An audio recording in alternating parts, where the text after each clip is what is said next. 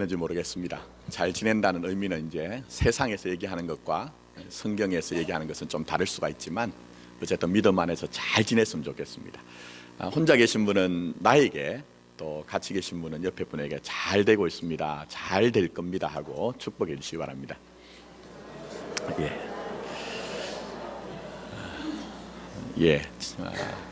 이 언어에 대한 좀 얘기를 하려고 해요. 소시르라고 하는 언어 학자가 있습니다. 이제 우리는 통상 이렇게 생각합니다.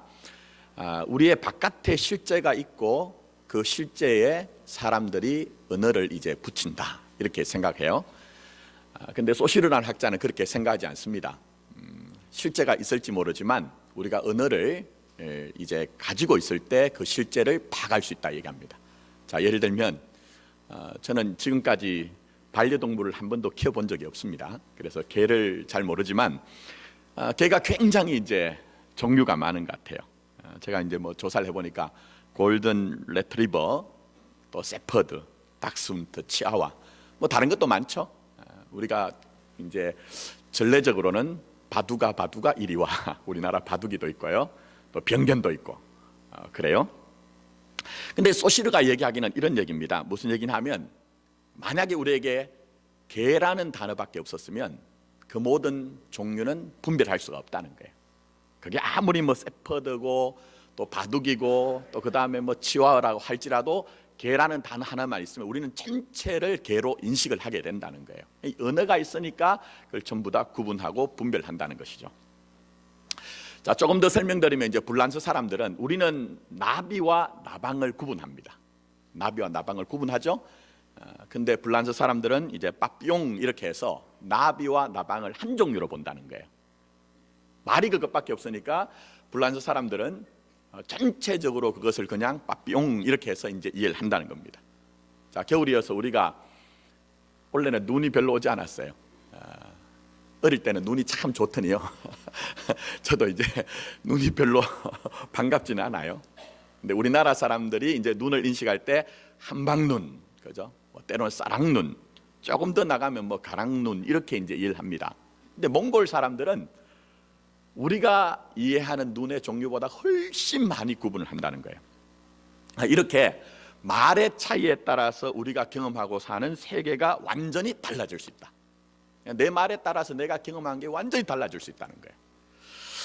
자, 제가 왜 이 말씀 드리냐, 오늘 본문의 말씀은 교회를 다닌 사람은 너무나 뻔히 아는 얘기고, 심지어는 교회를 다니지 않는 사람도 어떤 얼개와 내용을 가지고 있느냐 하는 것들은 알고 있어요. 근데 정작 문제는 기독교인들이 이해하는 이 말씀의 내용과 세상 사람들은 조금 다르게 이해를 한다는 것이죠.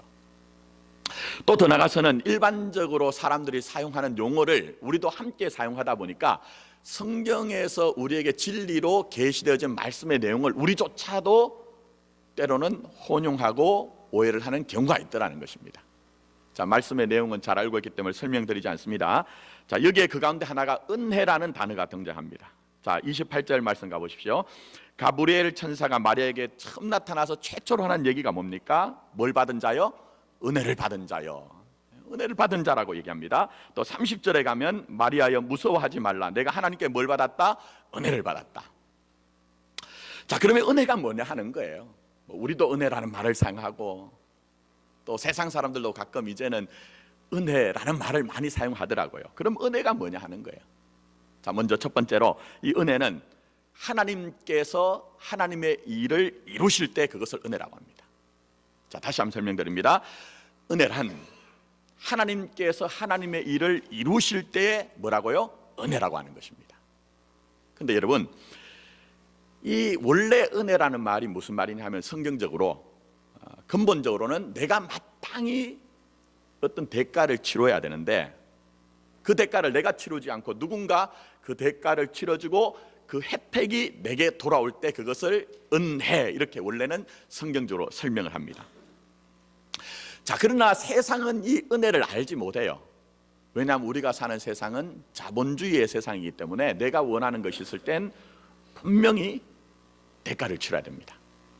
자, 제가 예를 들면 늘 펜 하나를, 좋은 것은 아니고 가져다닙니다. 이게 뭐 얼마인지는 정확히 기억이 지금은 안 납니다만 1,000원이라고 하면 이 생산하기 위해서 1,000원의 비용, 또 생산자의 이익까지 다 고려를 해서 저는 이것을 파는 곳에 가서 얼마에 주고 사야 되죠? 1,000원을 주고 사야 됩니다. 또 이 앞에 마이크가 있습니다. 마이크가 예를 들면 한 100만 원이라고 하면 이 마이크를 우리가 사오기 위해서는 100만 원의 대가를 치러야 됩니다. 근데 만약 제가 이 볼펜을 사거나 아니면은 마이크를 살 때에 파는 곳을 가가지고 아무 대가를 치르지 않고 제가 왔다고 하면 어떤 일이 발생할까요? 뭐 큰 사건이 아니니까 방송국에 뭐 나올 일은 없어요. 마포 지역의 모교회 담임 목사 누가 뭐 어떻게 했더라 이런 얘기 나올 수는 없습니다. 물론 이제 뭐 1,000원 정도야 제가 파는 곳에 그 주인에게 홍군형이 날 수가 있겠죠. 근데 100만 원은 좀 달라요. 100만 원은 그게 신고가 되면 전 뭘 한 게 되죠? 절도한 사람이 되는 거예요. 대가를 치르지 않으면 세상은 절대로 우리에게 올 수 있는 것이 없기 때문에 내가 대가를 치르지 않았는데 그 혜택이 온다는 것을 도무지 이해를 할 수가 없는 거예요. 그래서 은혜를 우리가 도무지 이해할 수가 없는 겁니다. 그래서 이것을 설명하기 위해서 구약에서는 많이 그림 언어로 설명합니다. 메타포로. 그래서 어떤 것을 설명하느냐, 이런 설명합니다. 어떤 사람이 너무 궁핍해졌습니다. 너무 가난해졌습니다. 그래서 결국은 자기의 몸을 이제 종으로 노예로 팔게 되었습니다. 근데 문제는 이 사람이 자유함을 얻는 방법의 유일한 방법은 그 대가를 치르는 방법이에요. 그게 바로 성경에서는 은30이라고 얘기합니다. 이것은 신약으로 넘어오면 가룟 유다가 예수님을 팔 때 얼마를 받고 팔았죠? 은30을 받고 판 거하고 똑같은 거예요. 그렇게 연결된 거예요. 어쨌든 이 사람이 자유함을 얻는 방법은 그런 대가를 치르는 방법인데 자기가 가난해서 궁핍해서 종이 되었단 말입니다. 그러면 이걸 치를 방법이 없어요. 그때 한 사람이 짠 하고 등장합니다. 대체로는 그의 친족입니다. 그 사람이 다가와서 이 사람이 치르지 못하는 그 대가를 치르고 그리고 난 후에 이 사람이 가질 수 있는 그 자유함을 얻게 했을 때 그걸 은혜 이렇게 얘기하는 겁니다. 근데 구약에서 이런 그림 언어를 전부 우리에게 얘기하는 것은 무엇입니까? 바로 이 땅에 사는 모든 인생의 실체를 얘기합니다. 그것은 바로 이 땅에 있는 모든 인생들이 죄의 종노릇을 할 수밖에 없다는 거예요. 죄 가운데 태어나서 죄 가운데 살다가 죄 가운데 죽음으로 말미암아 죄의 삭은 뭐라고 했죠? 사망이라고 했잖아요. 그래서 우리 스스로 전부 그 죽음의 사망의 대가를 우리가 치러야 된다는 거예요. 그런데 예수님이 생명의 속전으로 우리에게 오셔서 자기 자신을 들이심으로 말미암아 우리에겐 이제 이 죽음과 사망이 아니라 주님이 이루시는 그 생명을 누리게 되었다는 거예요, 여러분. 그걸 설명하기 위해서 말씀드린 것처럼 예수님이 가룟 유다여에서 은30에 팔린 것을 우리에게 그려주고 있는 것입니다. 그리고 주님께서 십자가에 죽으실 때 다 이뤘다 테텔레스타이라고 말씀하실 때 이제 저희들은 이 죄와 사망의 법에 매이지 않게 되었다는 거예요. 그러면서 우리에게 다가온 게 뭡니까? 사도 바울은 아주 확고하게 로마서 8장 1절부터 2절에 우리에게 선포하고 있습니다. 그러므로 이제 그리스도 예수 안에 있는 자에게는 결코 뭐가 없다고요? 정죄함이 없느니라. 정죄함이 없다고 분명히 말씀합니다. 이는 그리스도 예수 안에 있는 어떤 법이 생명의 성령의 법이 죄와 사망의 법에서 너를 해방하였습니다. 할렐루야. 이게 바로 은혜라는 거예요, 여러분. 여러분 예전에 제가 1부 때 여쭤보니까 잘 모르더라고요. 예전에 광고 중에 어떤 이제 연예인이 나와가지고 광고를 하는데 나는 노는 물이 뭐라고 했어요? 달라 이렇게 얘기했습니다. 2부 때도 보니까 여러분들이 늘 성경 말씀을 가까이 하고 묵상만 하시다 보니 세상 돌아가는 건 잘 모르는 것 같아요. 어쨌든 광고 보니까 노는 물이 다르대요, 여러분. 근데 우리가 예수 그리스도를 나의 주로 영접하는 순간 우리에게 영적으로 적용되는 법칙이 달라졌다는 거예요. 과거에 예수 바깥에 있을 때는 우리는 죄와 사망의 법에 매인받은 인생을 살 수밖에 없었다는 겁니다. 그러나 이제는 예수 그리스도를 우리가 영접함으로 말미암아 그와 동행하는 인생을 삶으로 말미암아 죄와 사망의 법은 우리에게 미칠 수가 없다는 것입니다. 우리에게 더 이상 미혹하거나 우리를 절망시킬 수가 없기 때문에 사도 바울은 사망아 너의 이기는 것이 승리하는 것이 어디 있느냐, 너의 쏘는 것이 어디 있느냐라고 선포를 하신 거예요, 여러분. 그게 바로 교회와 성도인 여러분에게 적용되는 하나님의 은혜의 법이라는 것입니다. 저와 여러분들이 이 하나님이 주신 은혜가 무엇인지를 알아가길 원합니다. 죄와 사망의 법에 우리가 매이지 아니하고 생명의 성령의 법에 우리가 연합되어서 그 안에 있다는 것을 여러분이 누리시는 여러분의 삶이 되기를 예수님의 이름으로 축복합니다. 자, 그런데 중요한 것은 이것입니다. 제가 좀 쉽게 설명드렸지만 굉장히 이 안에 방대한 내용이 있습니다. 근데 이 내용을 제가 왜 말씀드렸느냐? 은혜는 뭐라고요? 하나님께서 하시는 일을 누가 하신다고요? 하나님이 하신다는 거예요. 하나님이 하시고자 하시는 일들은 하나님이 꼭 이루어내신다는 거예요. 물론 이 땅에 있는 우리들이 무능하다는 얘기는 아닙니다. 그러나 땅의 일이면, 육신적인 일이면 어느 정도 부분적으로는 가능합니다. 그러나 구원이나 생명에 관해서는 사람으로 할 수가 없는 거예요. 그래서 예수님이 마태복음 19장 26절에 사람으로는 할 수 없으나 하나님으로서는 다 할 수 있느니라고 하신 것입니다. 바로 은혜는 하나님이 하시고자 하는 일을 누가 하신다고요? 하나님이 꼭 하신다는 거예요. 이게 바로 은혜라는 것입니다. 그런데 정작 더 중요한 것이 있습니다. 그게 뭐냐 하면 말입니다, 하나님이 하시고자 하는 일은 분명히 하나님이 하신다는 믿음을 가져야 된다는 거예요. 하나님이 계획하시고 하나님이 뜻하신 바는 하나님이 분명히 하나님의 방법으로 이루어내신다는 그 믿음이 있어야 이 불신의 시대, 이 거짓으로 미혹이 일어나는 시대, 심지어는 마귀와 사단의 공격 가운데서 우리의 믿음을 지켜내고 우리를 통해서 하나님의 일들이 이루어질 수가 있는 것입니다. 여러분, 하나님이 하시고자 하시면 하실 수 있다는 이 믿음, 이 은혜의 믿음을 여러분이 회복하는 여러분 되기를 원합니다. 자, 보십시오. 마리아, 이게 도무지 말이 되는 얘기입니까, 여러분? 말이 되는 얘기예요. 처녀가 지금 아기를 가진다. 요즘 이렇게 문명이 개화된 시대에도 우리 곁에 누가 처녀가 애를 가졌다고 하면요, 그건 당연히 스캔들입니다. 여러분, 스캔들.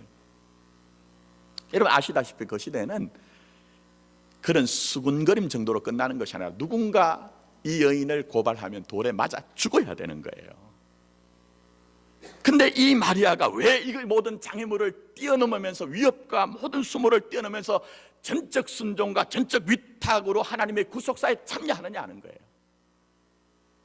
그것은 은혜를 알았기 때문에요. 나를 향한 하나님의 은혜, 하나님이 하시고자 하는 일은 누가 하신다고요? 하나님이 하신다는 그 믿음을 이해하였기 때문에 나는 지금 불안합니다. 나는 염려가 있습니다. 나는 걱정이 있습니다.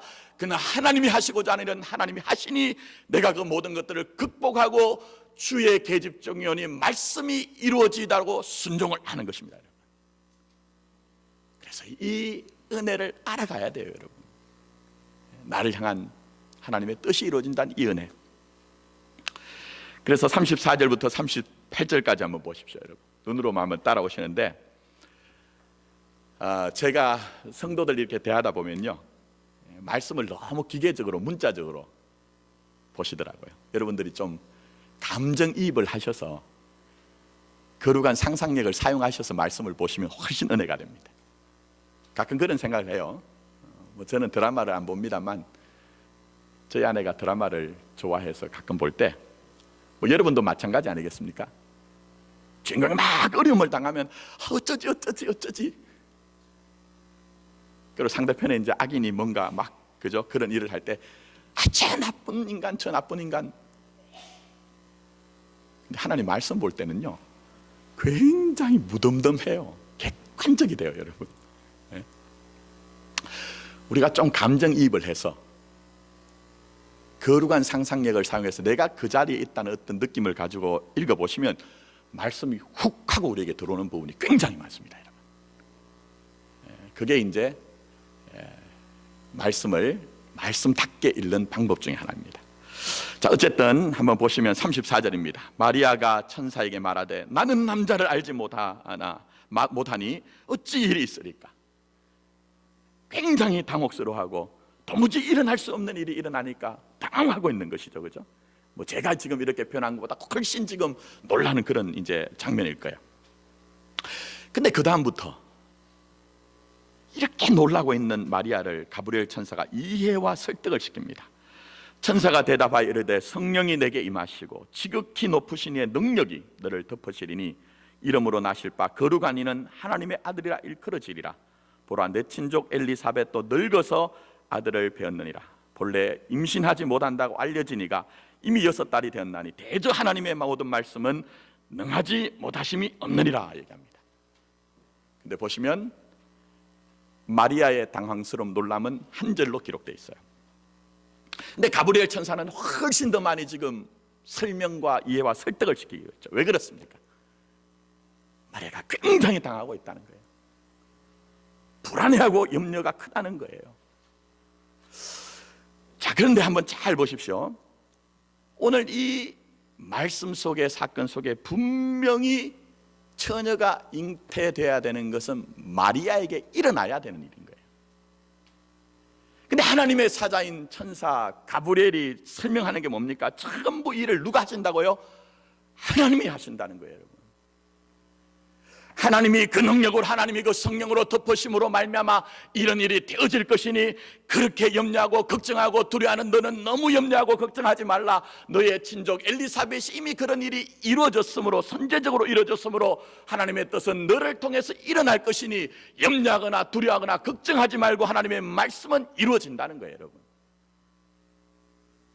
하나님의 뜻하신 바, 하나님의 계획하신 바가 이루어진다는 이 은혜를 듣고 이해하고 난 이후에야 마리아가 뭐라고 합니까? 주의 계집종이니 말씀대로 내게 이루어지게 해주십시오. 그렇게 고백을 하는 거예요, 여러분. 우리의 고백과 우리의 믿음이 먼저 아닙니다. 여러분의 인생을 향한 가입한 관입한 하나님의 은혜, 하나님의 일들, 하나님의 뜻들, 하나님의 계획은 전부 하나님이 이루신다는 그 믿음이 회복되어야 우리는 하나님 앞에 좀 멋지게 하나님이 원하시는 삶을 살 수가 있는 것입니다. 저는 하나님의 뜻이, 하나님의 계획이 하나님이 이루신다는 이 근본적인 은혜에 대한 믿음을 회복하는 여러분 되길 원합니다. 그래서 때로는 여러분에게 두려움이 더 큰 것 같고, 때로는 미혹이 진실보다 더 크다는 어떤 삶의 현실의 무게가 무겁지만 하나님의 뜻은 분명히 이루어진다는 이 은혜를 회복함으로 말미암아 주 뜻 안에 살아가시고 여러분의 삶을 통해서 말씀이 이루어지는 그런 은혜가 있으시기를 예수님의 이름으로 축복합니다. 자, 더 나가서 이제 두 번째로 생각할 것이 있습니다. 그럼 이런 하나님의 은혜가 우리에게 임할 때에 나에게는 그 은혜가 어떤 양상으로 나타나느냐 하는 거예요. 어떤 양상으로 나타나느냐? 결론은 이것입니다. 하나님의 은혜가 내게 임할 때에, 하나님의 은혜가 나를 덮을 때에 나는 은혜에 합당한 삶을 살아야 합니다. 은혜에 합당한 삶. 자, 다시 한번 설명드립니다. 한량없는 하나님의 은혜가 내게 임했어요. 그럼 내게 뭐로 나타나야 된다고요? 은혜에 합당한 삶, 그것으로 나타나야 된다는 거예요. 자, 여러분 다시 한번 생각해 보십시오. 어느 날 멀쩡하게 살아가던 처녀에게 하나님의 음성이 들리는데 너 하나님의 뜻대로 임신할 거야. 이게 정말 기쁘고 즐거운 그런 소식이었을까? 아니면 놀라고 당황스러운 소식일까요? 제가 생각할 때는 굉장히 놀라고 당황스러운 소식이었을 것 같아요. 그래서 29절 말씀 보십시오. 처녀가 그 말을 듣고 어떻게 됐다고 하죠? 놀랐다. 그냥 놀란 정도가 아니에요. 화들짝 놀란 거예요. 화들짝 놀란 거예요. 깜짝 놀란 거예요. 또 30절 말씀 보십시오. 거기에서 보시면 가브리엘 천사가 마리아여 뭘 하지 말라고요? 무서워하지 말라는 거예요. 이 말은 역으로 얘기하면 뭐죠? 마리아가 무서워하고 있다는 거예요. 일들에 대해서 너무 두려워하고 있다는 거예요. 그러나 이 과정을 다 거쳐나갑니다. 주의 은혜가 그에게 임함으로 말미암아 하나님의 일은 하나님이 하신다는 그 믿음이 그에게 있음으로 말미암아 결국은 마리아의 고백과 결단이 무엇입니까? 내 염려했습니다. 걱정이 있습니다. 심지어는 죽음의 위협이 다가올지 모르지만 그럼에도 불구하고 주의 계집정연이 말씀대로 내게 이루어지이다. 내 불안과 내 염려와 내 걱정과 내 생명 전혀 개의치 아니하고 단순하게 순전하게 깨끗하게 하나님의 말씀이 말씀이라면 내게 이루어지길 원합니다. 그런 응답이 있었다는 거예요. 그런 순종이 여러분 있었다는 거예요. 여러분, 이게 바로 은혜의 합당함으로 나타나는 나의 은혜라는 거예요. 자, 그렇다면 오늘 우리는 주님 앞에 살아간 인생이라고 우리 스스로 고백합니다. 우리는 우리 자신이 교회라고 얘기하고 우리는 성도라고 우리는 스스로 인정하고 있습니다. 그러면 우리에게도 하나님의 은혜가 임할 때 우리에게 어떤 일들이 일어나야 될까요? 어떤 반응이 있어야 될까요? 바로 마리아처럼 하나님의 은혜에 합당한 삶을 살고자 하는 그 갈망이 일어나야 됩니다. 마리아처럼 우리에게 주신 은혜가 촉발함으로 말미암아 주님을 위해 살고자 하는 그 열심과 정성이 우리 속에도 일어나야 된다는 거예요. 물론 그것조차 다 은혜로 되어져야 되는 일이지만, 근데 여러분 한번 생각해 보십시오. 이게 그냥 뭐 우리가 믿음의 수준에서도 그렇지만 사람 살아가는데도 이 합당함이란 것이 늘 필요합니다. 합당함이란 것이 이제 2017년도가 몇 주 안 남았잖아요. 근데 예전에는 구정보다는 신정을 세던 때가 있었습니다. 뭐 구정이든 신정이든 예전에 참 풍족하지 않은 그런 시대에는요, 철마다 옷을 해주기가 어려우니까 형제들끼리 물려있기도 하고, 때를 정해서 옷을 해준데 그게 언제냐면 뭐죠? 설빔 이렇게 해가지고 부모님들이 어른들이 옷을 해주세요. 저도 어릴 때 그렇게 이제 옷을 입고 살았는데, 근데 늘 낡은 옷을 입다가 설빔을 한번 해주시면요, 밖에 잘 안 나가요. 앉을 자리 함부로 앉지 않아요. 예? 또 친구들이 그 옷을 잘못해가지고 이렇게 뭘 좀 오염을 시키거나 더럽게 하면 막 화를 내죠. 예? 제가 왜 말씀드리느냐? 귀하면 귀할수록 합당함이 있어야 된다는 거예요. 정말 소중하면 소중할수록 거기에 대한 합당함이 있어야 된다는 거예요. 여러분을 향한 하나님의 사랑을 여러분 이해하십니까? 나는 하나님의 은혜의 능력으로 살아간다는 고백이 있습니까? 그렇다면 우리는 그 은혜의 합당함이 우리에게 있어야 된다는 거예요. 우리의 말과 우리의 행동이 정말 주님 앞에서 은혜에 책임지는 삶을 살아야 되는데, 그것을 주님께서는 자기를 부인하는 삶, 자기의 십자가를 지는 삶이라고 말씀하신 거예요. 여러분, 근데 저도 저희 애들 키우면서 요즘 좀 안타까운 것 중에 하나가요, 세상이 너무 풍족하다 보니까 부모가 해주는 마음하고 받는 아이들의 마음이 달라요. 너무나 당연하게 부모들이 해주는 것을 받아들이거든요. 그때는 좀 섭섭함이 있어요. 근데 제가 목회를 하면 할수록 그런 마음이 있습니다. 정말 주님의 그 한량 없는 은혜에 합당하게 생각하고 판단하고 살아가는 사람들 더 많아져야 되는데 오히려 때로는 참 적어지고 희귀해지는구나 하는 것들이 안타까울 때가 있어요. 여러분, 특히 우리가 은혜에 합당한 삶을 산다는 것은 우리의 생각과 우리의 판단과 가치관에 관한 부분이 굉장히 많이 있습니다. 여러분, 그래서 사도 바울은 로마서 12장 1절부터 2절의 말씀으로 우리가 우리의 삶과 몸으로 하나님을 기쁘시게 하는 뭘 드리자고 했죠? 거룩한 산 제사를 드리자, 이렇게 얘기하면서 그것이 영적 예배니라, 그렇게 얘기했습니다. 그러면서 이어서 우리 주님 앞에서 이 사도 바울이 얘기하는 것은 제발 너희들이 이 세대를 본받지 말고 마음을 좀 새롭게 하도록 해라. 그리고 변화를 받아서 하나님이 기뻐하시고 선하시고 온전한 뜻대로 좀 살아가도록 하여라, 그렇게 부탁합니다. 그러면서 3절에 보면 그렇게 우리가 하나님이 기뻐하시고 또 온전하신 하나님의 선하신 뜻을 알아가며 살아가는 것에 대해서 뭐라고 하신지 아십니까? 로마서 12장 3절에 이렇게 얘기합니다.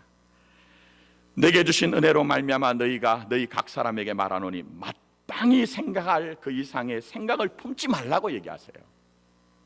오직 하나님께서 각 사람에게 나누신 믿음의 분량대로 지혜롭게 생각하라고 말씀하세요. 어려운 거 아닙니다, 여러분. 정말 믿음의 은혜에 합당한 생각하면 그게 바로 주님 앞에 영적으로 예배드리는 삶이고 믿음이 무엇인가를 아는 그런 삶을 산다는 거예요.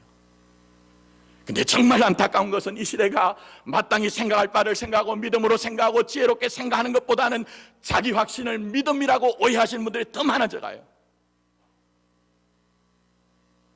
때로는 진실을 떠나 있으면서 나는 은혜 가운데 산다고 오해하시는 분들이 더 많아져가요. 그게 안타까운 거예요. 그래서 목사로서는 거기에 목사로서 목회자로서의 절망이 있는 거예요, 여러분. 이 시대를 향한. 그러므로 이 시간 우리는 다시 한번 하나님의 은혜에 대해서 깊이 좀 생각했으면 좋겠습니다. 정말 깊이 생각했으면 좋겠습니다. 이미 여러분 각자에게 주신 하나님의 은혜는 분명하잖아요. 아들을 내어주신 그 사랑, 십자가에서 아들을 죽게 하신 척살하고 도살하심으로 말미암아 우리에게 생명을 주신 죄와 사망으로 우리가 살아가는 것이 아니라 생명의 성령의 법에 연합하여서 그 생명으로 사는 것은 분명하잖아요. 이것은 흔들릴 수가 없잖아요, 여러분.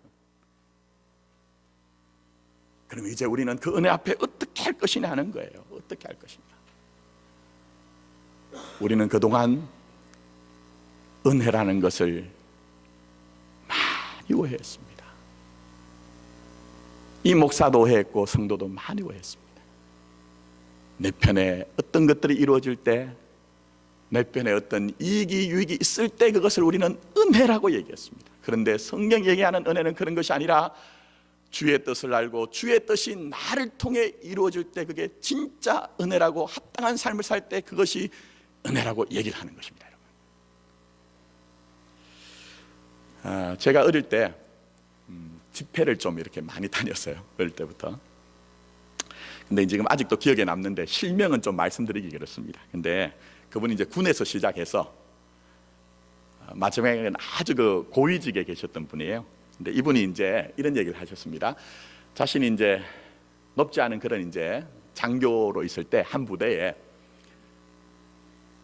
간부들 전체 회식이 열렸답니다. 뭐 군인들 회식은 여러분 남자분들은 아시겠지만 사발이 돌고 주발이 돌고 막 이렇게 합니다. 근데 사발이 다 돌고 이제 제일 높은 상관이 계시고 그 밑에 이제 있는 분이 위하여 이렇게 하는데 전부 다 사발을 주발을 들고 술을 마시려고 하는데 그때 한 사람이 그렇게 하지 않은 거예요. 그 간증을 오셨던 분입니다. 그러니까 분위기가 쌓여지는 거죠. 분위기 좋은데.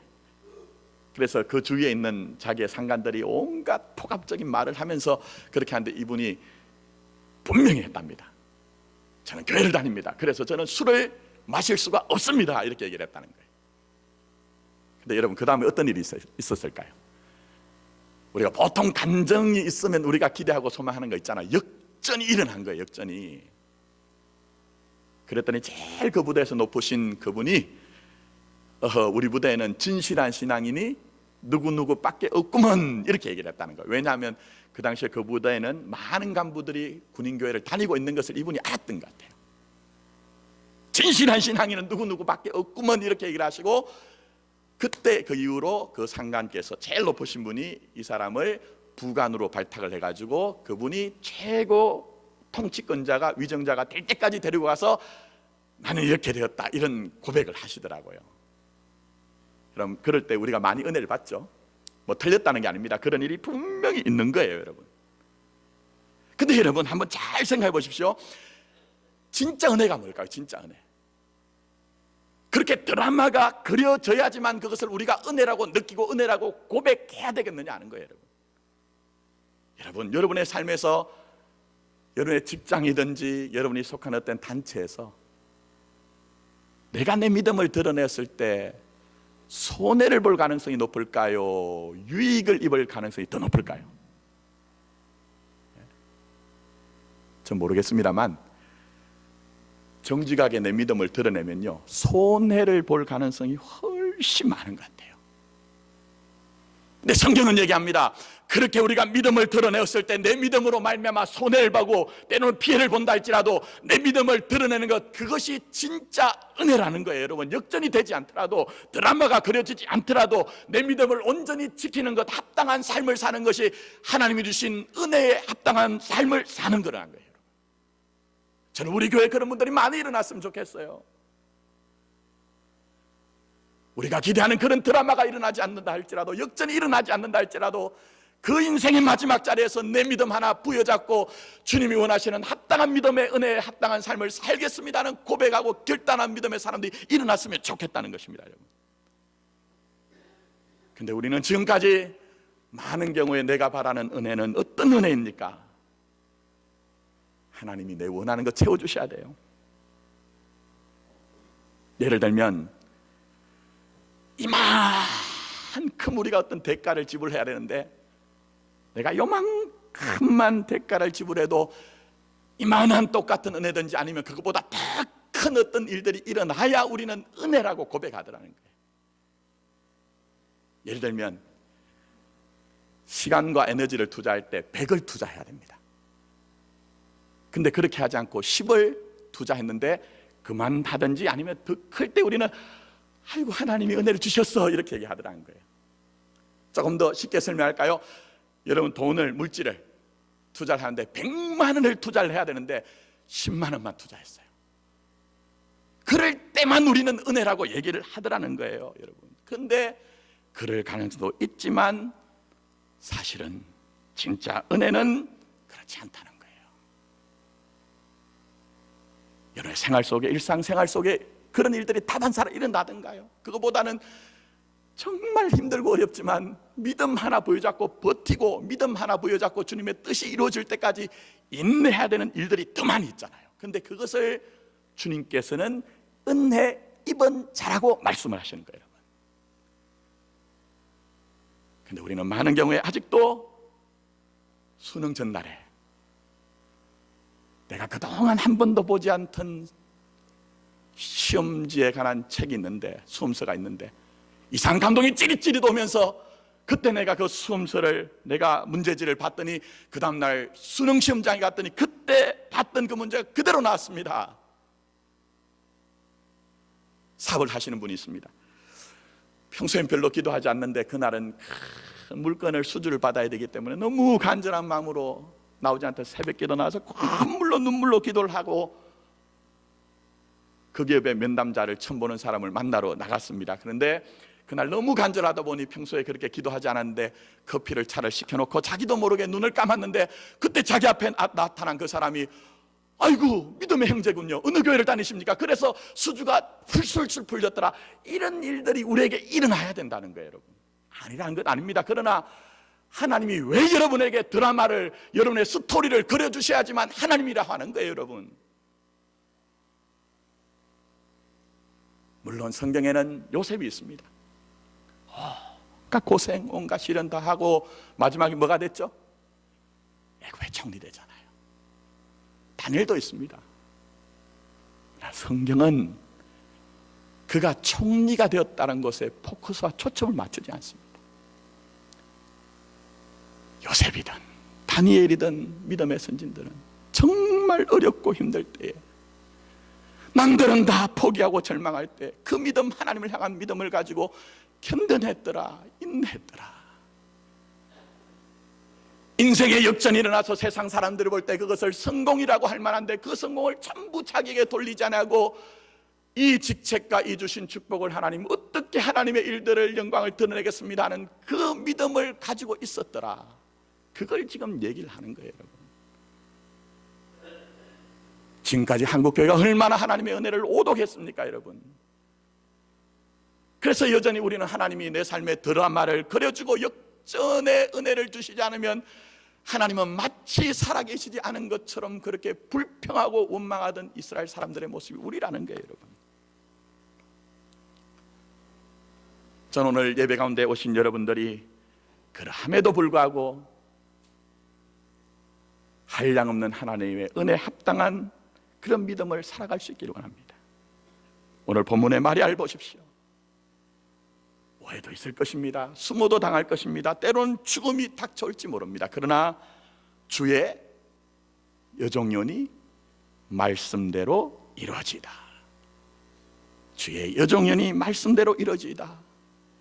믿음으로 믿음의 자리를 지켜낸 것입니다. 이게 바로 하나님의 은혜인 것입니다. 여러분, 이제 말씀 맺습니다.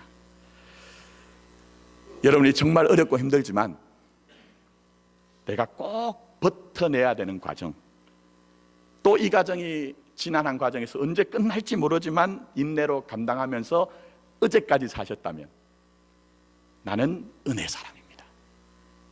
또 더 나가서 여러분, 이 예배가 끝나고 난 후에 세상으로 달려나갔을 때 내일부터 감당해야 하는 인생의 짐들이 있지만 그것조차 여러분이 믿음으로 감당하신다면 여러분이 은혜의 사람입니다. 그럴 때에 여러분에게 분명히 주의 말씀은 이루어질 것입니다. 이런 은혜가 우리 교회와 여러분의 있기를 예수님의 이름으로 축복합니다. 아멘. 기도드리겠습니다. 은혜가 무엇인지